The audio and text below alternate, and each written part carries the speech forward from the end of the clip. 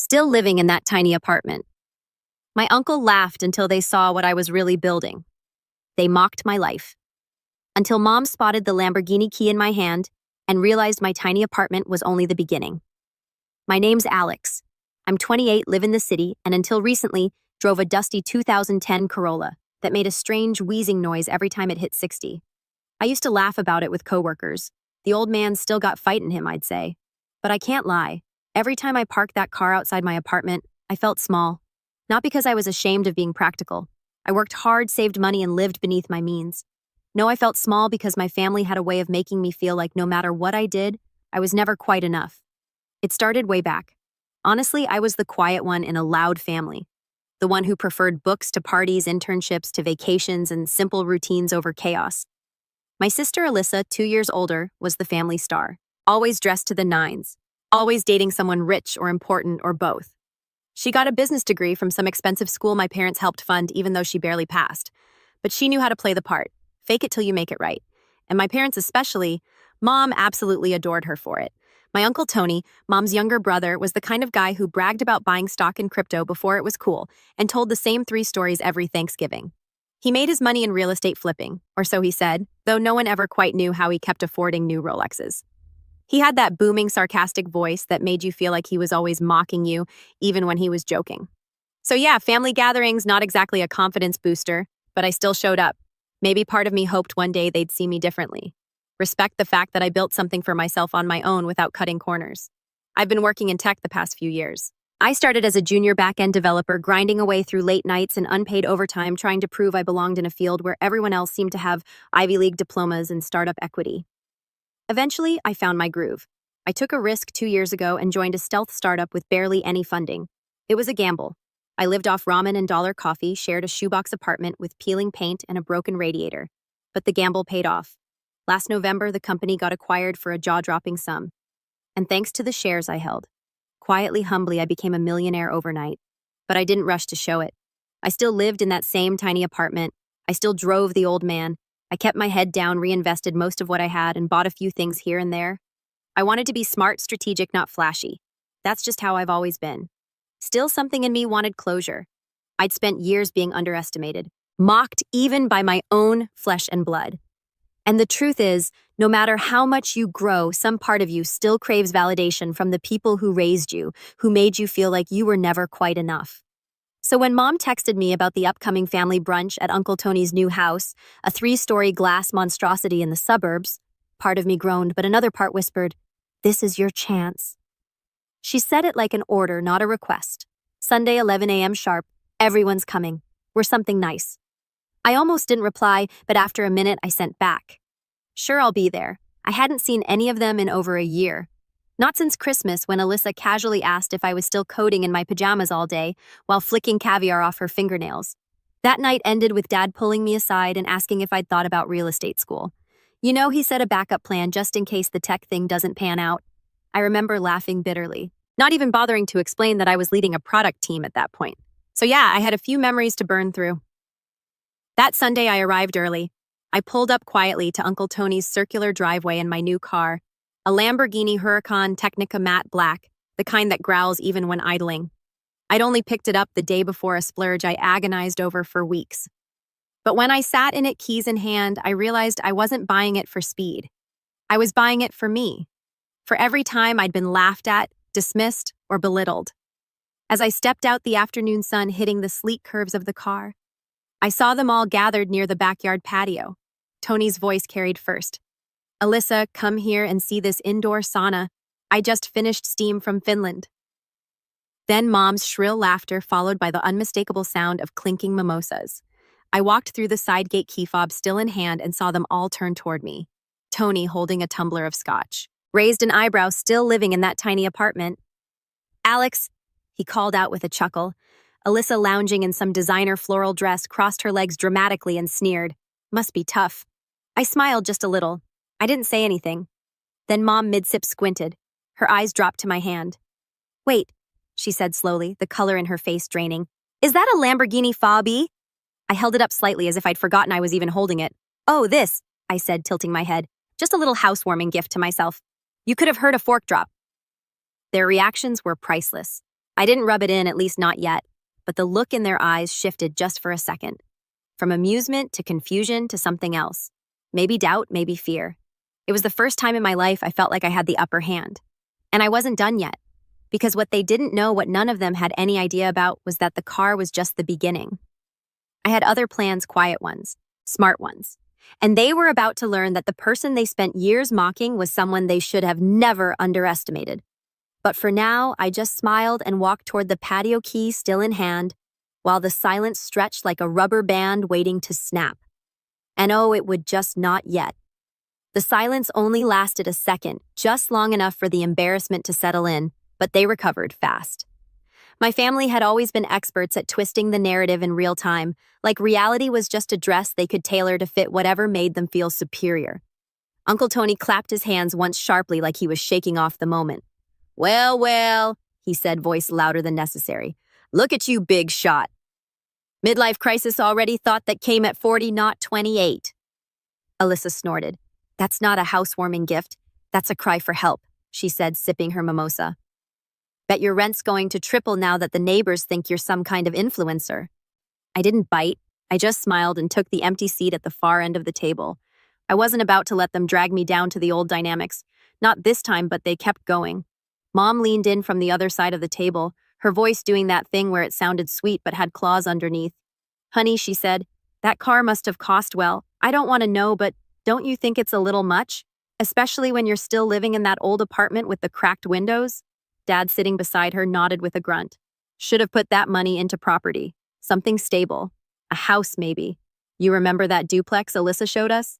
That was a smart deal. I bit the inside of my cheek. I remembered that duplex. I also remembered how I'd offered to help Alyssa understand her taxes last year, and she'd told me to leave the money stuff to the adults. Alyssa turned toward me. Actually, I've been meaning to ask, do you have any connections at your company? I know someone who's looking for a job in tech. Totally brilliant, really hard worker. She's got like a lifestyle brand on Instagram. Could use something stable while she's working on growing it. I blinked. You mean you? She shrugged, all innocent. Who else? I looked at her for a beat. She hadn't worked a full-time job in over 3 years. Her last business venture was a pyramid scheme in all but name, and the one before that was selling essential oils infused with moonlight. I remembered because she tried to get Mom to invest $5,000 in it. She did. Before I could answer, Uncle Tony laughed again. I mean, hey, if he can afford a Lumbo, maybe he is in charge of hiring, right? Alyssa said quickly. It's only fair. Family helps family. That part hit me sideways. Family helps family. Where was that phrase when I worked 60-hour weeks and couldn't afford groceries when I had to skip Christmas 3 years ago because my rent was due and Mom told me priorities, sweetheart? Where was it when they threw a graduation party for Alyssa and never even showed up for mine? Sure, I said calmly. Send over her resume. Alyssa brightened instantly, already flipping open her phone. Great.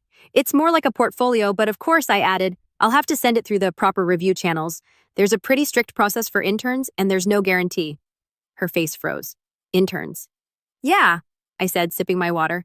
We don't really hire junior roles without experience. A beat passed.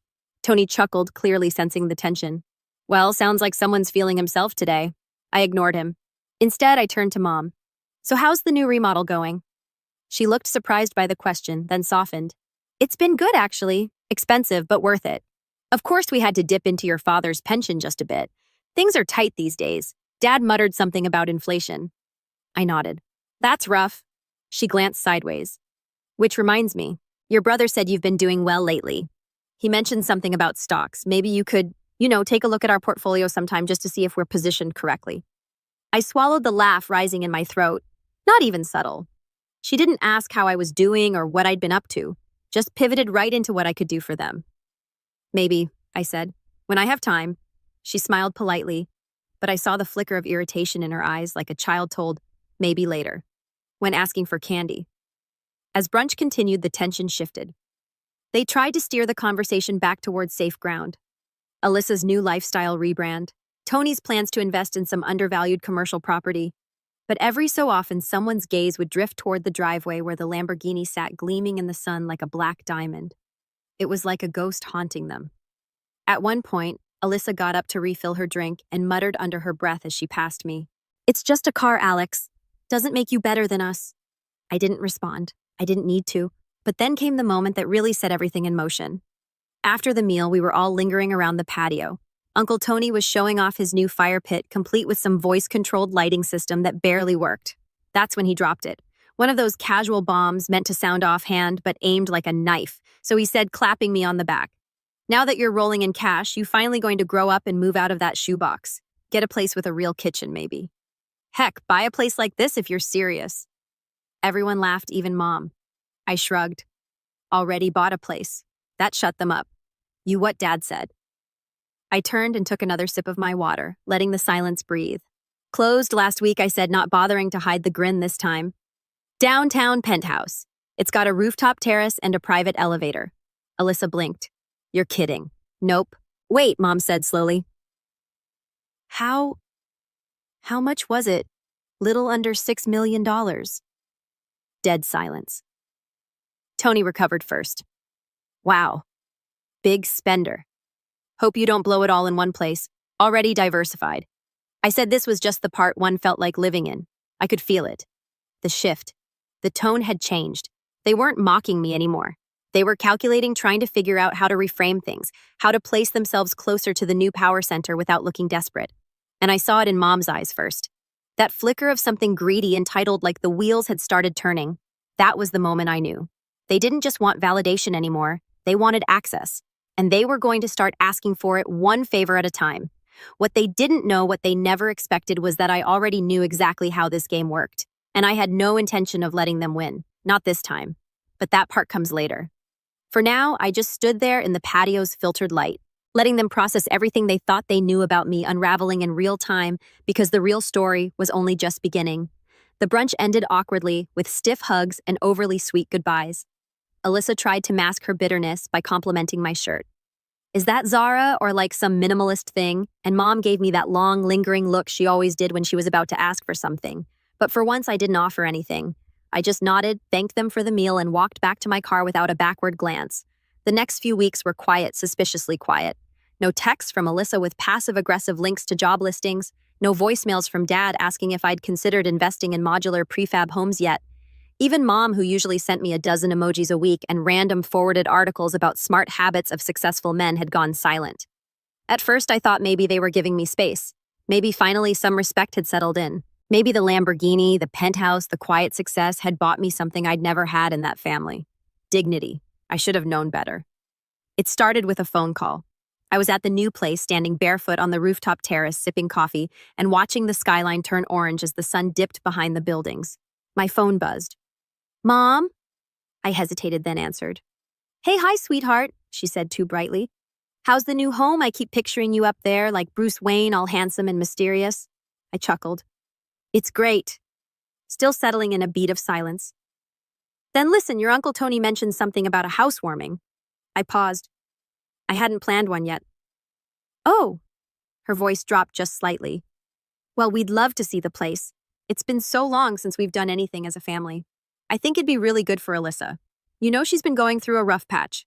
I didn't ask what kind of rough patch. I didn't need to. Alyssa's rough patches were code for running out of credit.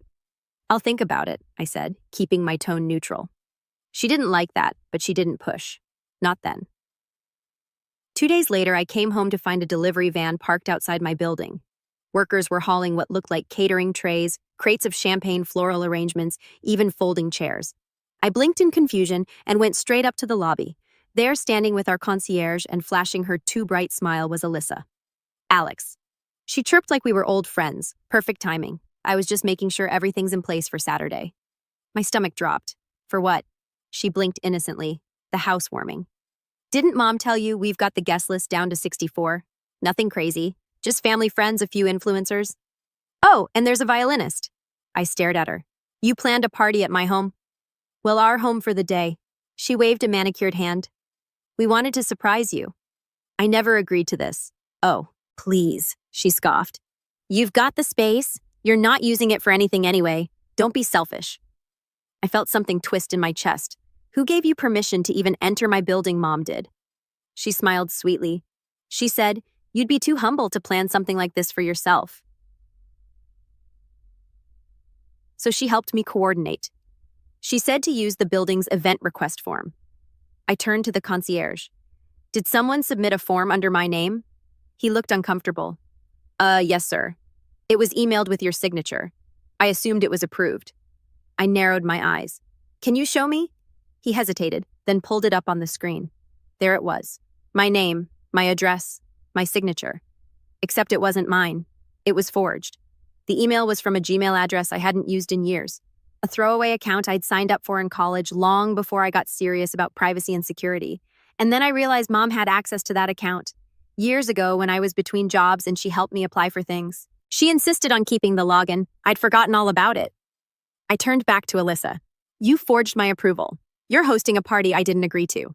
At my home with over 60 people I don't know. Oh my God, she said, laughing. Stop being dramatic. It's just one day. You're not even using the space. Get out. Her smile faltered. Excuse me. Get out of my building right now. Alex, I'm not asking twice. Her jaw clenched. She glanced at the concierge, then back at me. Fine, she spat. But you're seriously going to regret being this petty. Mom said you'd act like this. That night, I canceled every vendor, blocked the access passes, sent a note to building security to deny entry to my family for the foreseeable future. I was angry, but more than that, I was hurt. They didn't ask, they never asked. They just took like they always had, and this time they'd crossed a line. The betrayal stung deeper than I expected. It wasn't just the forged form or the party I never approved. It was the realization that even now, after everything, I was still just a resource to them. A wallet, a venue, a status symbol, not a person. A week passed. No one called. No one apologized. Then came the second punch. I got an alert from my bank about a flag transaction. $19,700 pinning wire transfer to a private account. The name Alyssa Rivera. I nearly dropped my phone. It had been initiated through my business account, one that no one in my family knew existed, when I had protected with two-factor authentication and internal access only, or so I thought. I spent the next hour on the phone with the bank, locking everything down, running security checks, tracing access logs. The breach came through a shared Wi-Fi network from my mother's house. The last time I'd visited, I'd logged into my business email briefly to forward myself a contract. Apparently, someone Alyssa almost certainly had copied my credentials from the router cache using some shady app. I stared at the flag transaction for a long time. It wasn't just a betrayal now. It was theft calculated cold, entitled. And I knew without a doubt that they weren't going to stop until I made them. That was the moment everything inside me shifted. The anger didn't just boil. It hardened into resolve. They wanted to play games. Fine. I knew how to play too. But this time, I wouldn't just protect what was mine. This time, I was going to make sure they could never do it to anyone else again. I didn't sleep that night. Not a wink. I sat in my living room with the lights off, watching the glow of the skyline through floor-to-ceiling windows, my mind spinning in 1,000 directions. I had the money, the title, the view, but none of it could drown out the familiar ache pressing against my chest. That knot of betrayal, that weight of knowing deep in your gut that the people who raised you never really saw you. They saw what you could give them. And now that I had something worth taking, they'd sunk their claws in again, only deeper this time. I kept replaying it all. The forged signature, the unauthorized party, the attempted wire transfer. Alyssa laughing it off, calling me selfish. Mom saying I'd overreacted when I finally called her. That call had been short. Did you really think forging my approval for a party in my home was okay? I asked, trying to keep my voice calm. Mom had sighed like I was inconveniencing her. You're so sensitive, Alex. It was meant to celebrate you. You've done well. We just wanted to share that with everyone. And the bank transfer. Was that celebrating me too? Silence. I waited. She finally said she needed help. Alex, you have so much. Your sister's just trying to get back on her feet. I didn't even know she had my banking info. You logged in from our house. Don't blame us if you left doors open. She said that like it was my fault, like I had invited them in to take what they wanted, like I owed them for existing. I'm done. I said with all of you, oh, don't be dramatic. Families fight. No, families don't steal from each other. You're going to regret cutting off your own blood. She snapped. You'll end up alone. Then she hung up and I sat there alone in a $6 million penthouse with a Lamborghini downstairs and a closet full of tailored clothes I barely wore. Feeling like I was right back in that shoebox apartment, just older, lonelier, and now with a better view. I didn't go into the office for a few days. I told the team I was sick. I turned off Slack, ignored emails. The startup was stable now post-acquisition, and I'd built a team that didn't need me every hour. But I still felt guilty, like I was letting something crumble again. But I didn't have the energy to fix anything. I barely had the energy to get out of bed. My apartment, once a symbol of how far I'd come, started to feel like a gilded prison. Every echoing step reminded me that I had no one to share it with. No partner, no close friends nearby. I'd pushed so hard for so long to prove myself that I hadn't built much of a life outside of my work. I ordered food but barely touched it. Let dishes pile up. My houseplants withered. I didn't answer when the doorman buzzed. I ghosted my team lead when she asked if I needed support. One night, I sat at my desk staring at the wire transfer screen. $9,700. It wasn't even about the money. It was about the audacity, the certainty with which Alyssa believed she could reach into my life and take what she wanted like it was hers by birthright, and Mom defending it, justifying it. That hit harder than I admitted. I kept flashing back to when I was 14, and Alyssa had taken my college savings bond, something our grandfather left only for me, and used it to buy herself a trip to Europe. Mom had covered for her then, too. She needed it more, she'd said. You'll find another way. And I had every time they took something I rebuilt, but I was so tired of rebuilding in silence. So I started making lists. Not vengeful plans. Not yet. Just facts. Accounts I needed to audit, access points to lock down legal options, should I need them. Security upgrades for everything. Two-factor authentication, private server encryptions, biometric locks. I moved funds into cold storage, flagged accounts with suspicious login attempts, contacted a digital security consultant, and hired him for a full privacy sweep. Then I went a step further. I changed my will. I wrote it out carefully, detailing every contingency down to the cent. If anything ever happened to me, not a single member of my family would see a dime. Not Mom, not Dad, especially not Alyssa. Instead, it would go to a scholarship fund, one for kids like me. Quiet overlooked the ones everyone dismissed because they didn't shine in the way their families wanted. I even named the fund after my grandfather, the one who tried to give me a start before it was stolen. Then I called a lawyer, a very good one. I told him everything, not just the wire attempt, but the long history of financial gaslighting, the emotional manipulation, the forged email. He didn't say much, just nodded and started drafting papers. I didn't know what the endgame was yet, but I knew I had to walk away, not just emotionally, but completely financially, legally, digitally. Clean break. I canceled the joint phone line I'd still been paying for in my parents' name. Cut off the automatic transfer that had been funding their emergency savings for the last 5 years. Pulled out of the investment fund I'd let Dad manage for a family legacy. I let the broker know I was taking full control of the assets. It wasn't about punishing them. It was about finally choosing me. But even as I started to cut cords, part of me wondered if I was doing the right thing. Was I becoming cold-heartless? Would I wake up one day and regret it, just like Mom said? Then a few days later, I got an alert. A private Facebook group. Rivera Family Reunion, hosted by Alyssa and friends. I clicked out of curiosity. The banner was a photo of my car taken without my knowledge, parked in front of my building. The caption, celebrating the success of our amazing little brother. Can't wait to toast him with friends and family next month. RSVP soon. I stared at the screen, heart pounding. Not only were they still planning to use me, they were broadcasting it, claiming me. Even now, after everything, they were still framing it like they own my story. Like my success was just another party prop they could wave around to boost their own image.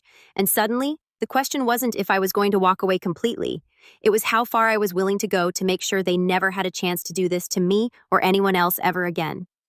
That Facebook post changed everything. I sat at my desk staring at the screen, every word sinking into my chest like a stone, celebrating our amazing little brother. The hypocrisy would have been laughable if it hadn't felt so personal. There it was, the final confirmation that, to them, I wasn't a person. I was a narrative. A success story they wanted to wrap themselves around like a designer scarf, something they could wear at parties and smile about as if they'd built me. I closed the laptop without reacting. Didn't call, didn't comment, didn't even block them. They wanted to spin a story. Fine. I'd write the ending myself, but this time they wouldn't be in it. That week, something inside me shifted. The pain, the hollow ache of betrayal was still there, but it hardened into something sharper, more focused. I began waking up earlier. I worked out again, cleaned the apartment, filled the fridge. I reached out to my team, and to my surprise, they welcomed me back with open arms. Apparently, I'd earned more goodwill than I realized. When I showed up for our Monday meeting, the entire dev squad clapped. I laughed genuinely for the first time in weeks and took my usual spot near the whiteboard. The startup that had once been a long shot was now growing rapidly. After the acquisition, the parent company offered me a key leadership role, not entitled in equity. They wanted to spin out a sister company, a hybrid AI platform for Heil Logistics, and they wanted me to lead it. Fully funded, minimal oversight, full control. I took the deal quietly, strategically.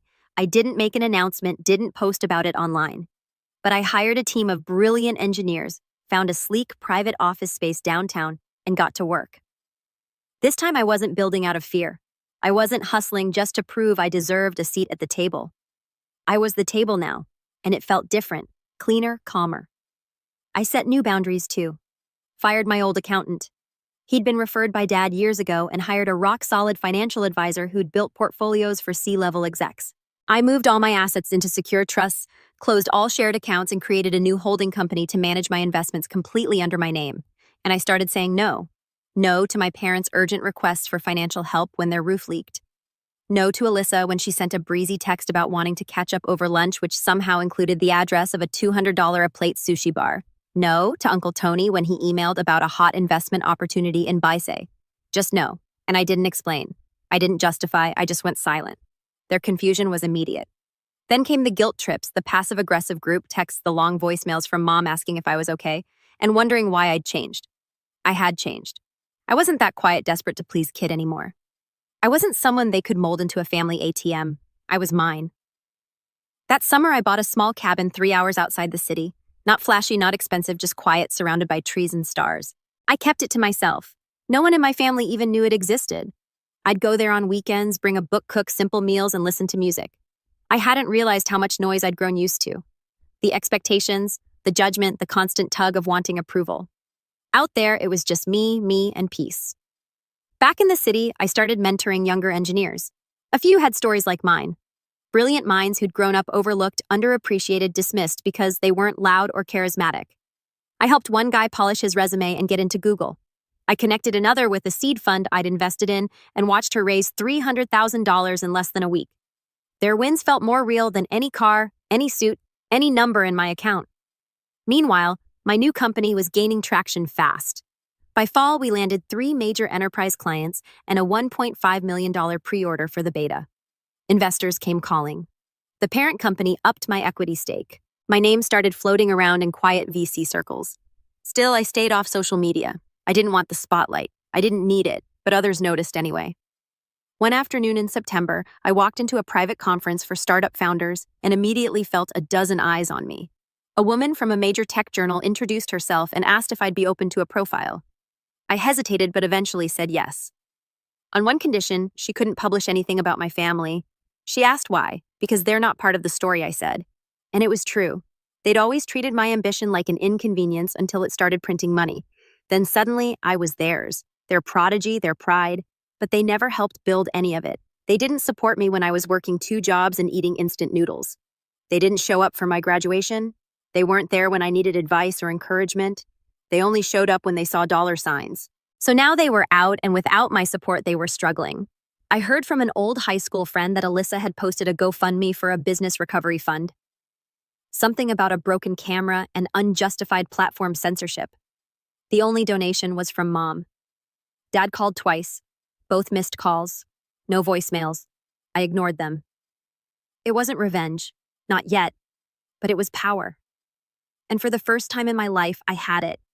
I wasn't rushing. I wasn't flailing. I wasn't hustling for anyone else's approval. I was building on my terms.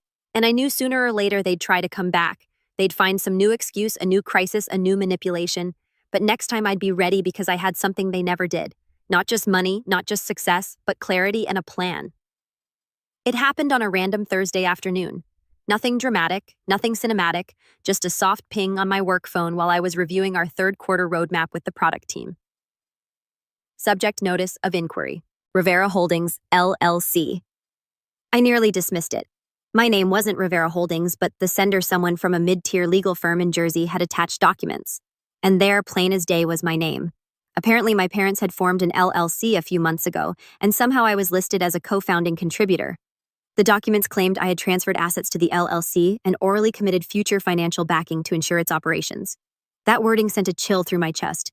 It was vague, legally clumsy, and just plausible enough to cause problems if I didn't shut it down fast.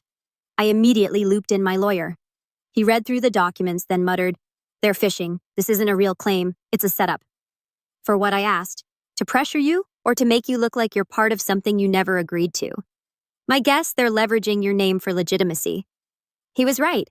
I did some quiet digging, and what I found made my stomach turn. Rivera Holdings, LLC, had launched a luxury lifestyle brand complete with a cheap Shopify site, Instagram ads featuring my parents' backyard dressed up to look like a spa, and an About Us page claiming the business was built from generational wisdom and cutting-edge tech, courtesy of their son's industry experience. My face wasn't on the page, but my story was almost word for word stolen from the private podcast interview I'd done a few months earlier, the one I'd asked not to be made public. The worst part, they had already received small business funding from a lender that trusted their story because of me. My blood boiled. They were using me again, not just socially, not just to impress relatives or flaunt at brunch, but financially, legally, fraudulently. And I realized something in that moment. They were never going to stop. Not unless I made them. But I wasn't going to confront them. No angry phone calls, no shouting matches, no text messages begging them to explain. This time I would take a different path. One they wouldn't see coming. One they couldn't wiggle out of. I met with my lawyer again, and we began quietly building a case. Not for court, for control. The kind of control that would give me the leverage to make this end on my terms. It started with documentation. I compiled years' worth of emails, texts, voice messages, anything that demonstrated how my family had benefited from my finances without contracts or consent. We found the forged event form from the housewarming.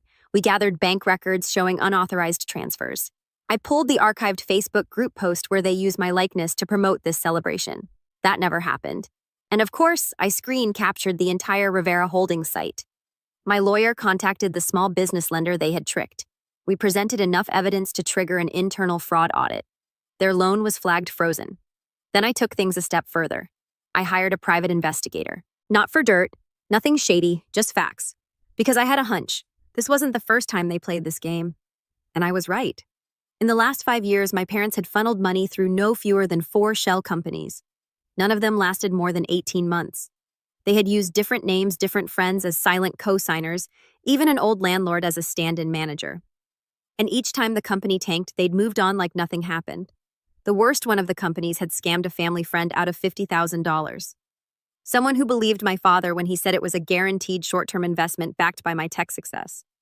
That family friend, Mr. Patel, my high school chemistry teacher, the same man who once gave me a ride home every day for a year when my parents forgot to pick me up. I called him. He answered on the second ring. His voice cracked when he heard my name. "I'm sorry," I said. "I didn't know what they did, but I'm going to make it right. You don't have to." "I want to." I wired him the $50,000 the next day. No fanfare, no public show, just a promise quietly kept. But it wasn't about the money. It was about the shift. I wasn't just healing myself anymore. I was undoing their damage, cleaning up their mess. And with every step, I got stronger. I partnered with a legal team that specialized in white-collar fraud. We drafted cease and desist letters, filed formal complaints to the Federal Trade Commission and Better Business Bureau, and prepared civil claims for identity misuse and fraud just in case. I still wasn't sure I'd go that far, but I wanted the gun loaded in case I needed to pull the trigger. Then I moved on to the quiet part of the plan. Reputation. I contacted a branding firm, not for cloud, for protection. They helped me build a verified public F-facing profile. Not a flashy one, just enough digital presence to separate my identity from anything my family tried to link me to. We optimized SEO, established a simple personal site, secured trademark protections on my name in association with my businesses, and created a paper trail of public disassociation from Rivera Holdings and anything affiliated. Then I bought the domain riverholdings.org, redirected it to a static page that read, "This company is not affiliated with Alex Rivera or any of his business ventures. All unauthorized use of his name and likeness is being handled through legal channels." I didn't tell them I was doing any of this. I didn't need to because by the time they found out, it would be too late. Then came the final piece. One of the founders I mentored, Sarah, had started a nonprofit that offered mentorship and startup grants to underrepresented youth in tech. She was growing fast but struggling with consistent funding. I reached out to her one night and offered to become her first anchor investor. "Are you sure?" she asked, stunned. I don't even know how to thank you." "Don't," I said. "Just do the work. Build something that lasts." I donated anonymously, but I stayed involved quietly. She didn't know it, but I was working on setting up a permanent trust that would funnel 10% of my annual profits directly to her nonprofit for the next decade. It was my answer to the question that had haunted me since the betrayal. What do I do with all of this? The answer: I give it to people who deserve it, not people who demand it. That fall, I received a final email from Mom. Subject line: "We need to talk, please." The message was short. "I know you're angry, but this isn't how families treat each other. I'm sorry if you feel we crossed the line. We just wanted to be part of your success. Please don't do anything that would hurt your sister or the business. You've come so far. Let's not burn bridges." There it was. Still the same spin. If you feel we crossed a line now, we crossed it. Still protecting Alyssa. Still defending a business built on lies. Still trying to guilt me into silence. But now, I wasn't angry. I wasn't heartbroken. I was ready. The next chapter was coming, and this time they wouldn't be the ones writing it. It was December when the house of cards finally started to fall, not with a bang, but with a knock. Alyssa opened the door to her rented townhouse in the suburbs and found a man in a gray suit holding a small envelope. He handed it over with a polite nod. "Ms. Rivera, you've been served." It wasn't a lawsuit. Not yet. It was a formal notice of disassociation, a legally binding declaration stating that I, Alex Rivera, had never been involved in Rivera Holdings, LLC, nor had I authorized the use of my name, likeness, or reputation in connection with any of their activities. It outlined in detail every instance of unauthorized use I had documented, and it gave them 14 days to remove every reference, retract every statement, and dissolve any promotional materials containing my name. If they failed, then the real consequences would follow. I made sure copies were sent to Mom-Dad, their accountant, who it turned out had no idea he was part of a scam. And this part was delicious. Their loan officer at the small business bank that had approved their funding. The first domino fell 3 days later. The lender revoked the $45,000 loan and began an internal fraud investigation. Their accounts were frozen. Their Shopify storefront was removed for identity abuse. Instagram flagged their brand as under review, and within 48 hours, their entire social media presence vanished. But the real moment I've been waiting for came from a familiar voice. Mr. Patel. He filed a small claims lawsuit against Rivera Holdings for the full amount he was misled into investing $50,000. I had told him I'd stay out of it, but his son was a lawyer, and apparently he wanted to make a point. The lawsuit was small, but it opened the door because once it became public record, others started stepping forward. One by one, former friends, coworkers, neighbors. All people my parents or Alyssa had quietly borrowed from, pitched to, or taken advantage of started sharing stories. One woman claimed my mom had promised to include her as a co-founder in a beauty line that never existed. Another man said Alyssa convinced him to sponsor her wellness retreat in exchange for brand placement, only for the retreat to get canceled and his money to disappear. It wasn't just a few lies, it was a pattern, and now that pattern had receipts. I had quietly worked with my legal team to compile a full report, a timeline, complete with evidence, screenshots, and transaction records of everything my family had done over the last 10 years in my name or connected to my success. We titled it The Legacy They Tried to Steal. I never released it publicly. I didn't need to, but I did send a copy anonymously to every vendor, bank, and potential partner they'd listed as references on Rivera Holdings. The call stopped, the doors closed, and the whispers started. Even Uncle Tony, who once boasted about flipping condos and leveraging connections, sent me a shaky LinkedIn message asking if I wanted to grab lunch and talk things out. I didn't respond. But the final straw, the moment I knew the revenge had landed exactly where it needed to, came at 6:41 a.m. on Christmas Eve. I was at the cabin fireplace, crackling coffee in hand, when my phone buzzed with a number I hadn't seen in months. Mom. I let it go to voicemail, but curiosity got the better of me, and I played it. Her voice was brittle, cold. "Alex, I hope you're proud of yourself. Your sisters had to move out. The business is gone. We're being audited. Everything we built is unraveling because you had to punish us over what a misunderstanding a party. You could have handled this quietly like family. But you chose this." There was a pause. "I hope someday you understand the damage you've done. We're your blood." I played the message twice, not because I was shaken, but because it confirmed everything I'd ever known about them. They hadn't learned anything. They still believed they were the victims. Even now, after they stole, lied, manipulated, they thought I was the one who owed them. And that's why I never regretted any of it. Because this wasn't revenge born from hate, it was justice born from truth. I didn't destroy them. They did that on their own. All I did was remove the safety net they'd used to bounce back every time. The one I used to be. Now they'd fall like everyone else. And me, I finally stood tall.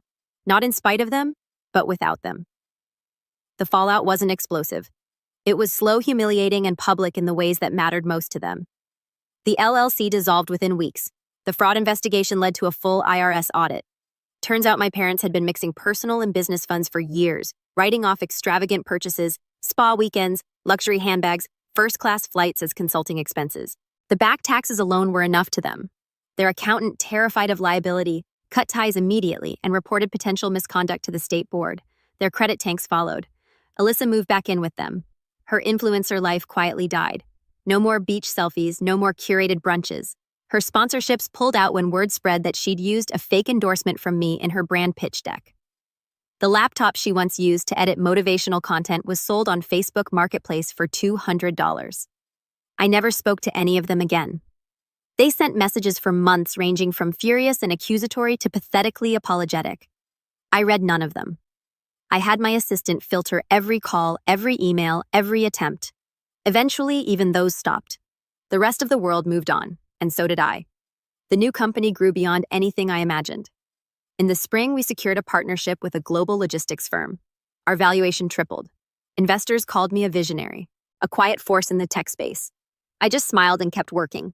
The scholarship fund I started in my grandfather's name launched its first cohort.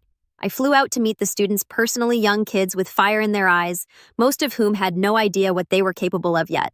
I saw myself in them, and for once I felt like the success I'd built meant something more than just escaping my past. I never posted about my wins, never clapped back online, never exposed them publicly because I didn't need to. Their downfall spoke louder than any tweet ever could. Years later, a journalist reached out about doing a feature on self-made founders who rose from difficult families. I declined, but I gave her one quote. Sometimes the best revenge isn't proving them wrong. It's living so far above their world they can't even reach your shadow. And I meant it. That December, I spent Christmas alone in my mountain cabin. No drama, no guilt, just snow silence and a roaring fire. I poured a glass of wine, raised it to the night, and whispered to peace. Then I let the past burn behind.